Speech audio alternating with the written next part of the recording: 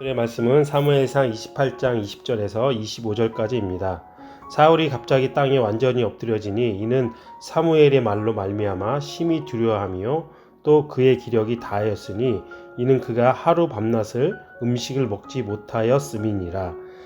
그 여인이 사울에게 이르러 그가 심히 고통을 당함을 보고 그에게 이르되 여종의 왕의 말씀을 듣고 내 생명을 아끼지 아니하고 왕이 내게 이르신 말씀을 순종하였사오니 그런즉 청하건대 이제 당신도 여종의 말을 들으사 내가 왕 앞에 한 조각 떡을 드리게 하시고 왕은 잡수시고 길 가실 때에 기력을 얻으소서 하니 사울이 거절하여 이르되 내가 먹지 아니하겠노라 하니라. 그의 신하들과 여인이 강권하매 그들의 말을 듣고 땅에서 일어나 침상에 앉으니라. 여인이 집에 살찐 송아지가 있으므로 그것을 급히 잡고 가루를 가져다가 뭉쳐 무교봉을 만들고 구워서 사울 앞에와 그의 신하들 앞에 내놓으니 그들이 먹고 일어나서 그 밤에 가니라. 아멘. 하나님의 길에서 벗어나 하나님이 아닌 다른 것을 찾고 하나님이 원하시지 않는 방식으로 살아가는 사람이 있습니다. 바로 사울입니다. 사울은 신접한 여인을 찾아가 달성하고자 하는 소기의 목적이 있었습니다.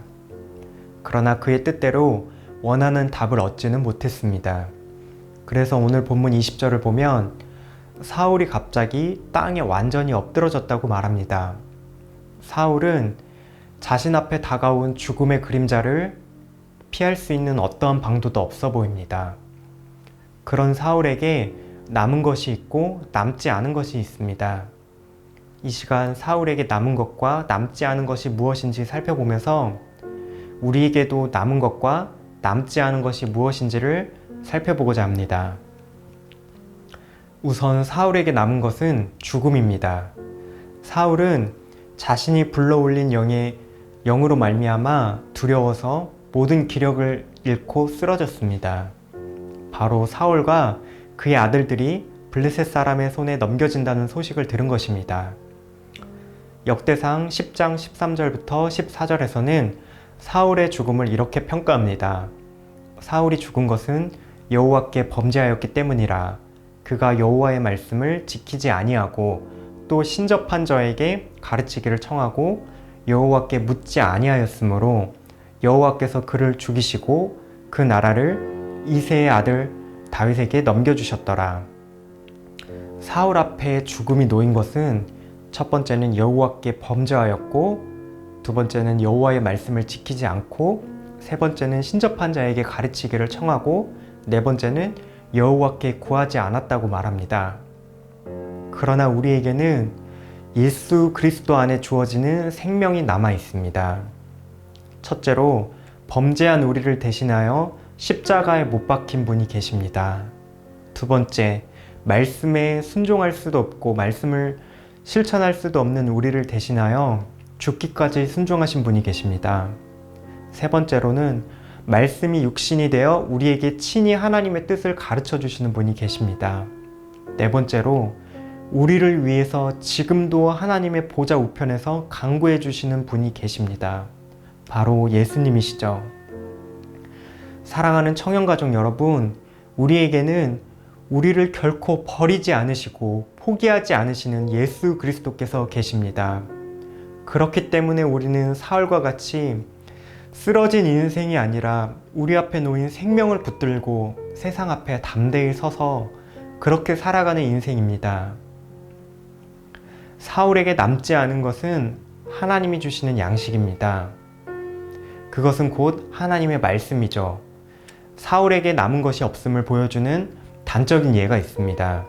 20절 하반절 말씀을 보면 그가 하루 밤낮으로 음식을 먹지 못하였다고 말합니다. 이것을 본 신접한 여인은 음식 대접하기를 청합니다. 사울은 거절하다가 끝내 그녀의 강권을 받아들입니다. 그렇게 그에게 주어진 것은 하나님으로부터 오지 않은 신접한 여인의 양식일 뿐입니다. 사울은 신접한 여인이 자신의 집에서 마련한 음식을 먹고 이제 죽음의 자리로 유유히 떠납니다. 그렇다면 우리에게 남지 않은 것은 무엇일까요? 바로 세상의 양식입니다. 세상이 우리를 규정하는 가치들이 있습니다. 지난주 주일 말씀을 통해서 각 도시마다 우리에게 주는 메시지들이 있다고 했습니다. 라스베가스는 쾌락, 스위스는 평화, 서울은 경쟁입니다. 세상의 재물이나 명예, 권력, 외모, 이성에게 얻는 사랑 등등 세상이 우리에게 주는 양식들이 너무나 많습니다. 그러나 우리에게는 이러한 것들을 초월하는 하늘의 양식이 있습니다. 바로 하나님의 말씀과 복음입니다. 물론 이 세상을 살아가는 동안 우리는 앞에서 언급한 것들이 전혀 필요가 없다는 것은 아닙니다. 속세를 떠나 유유히 산속에 숨어서 살아야 한다는 말이 아니죠.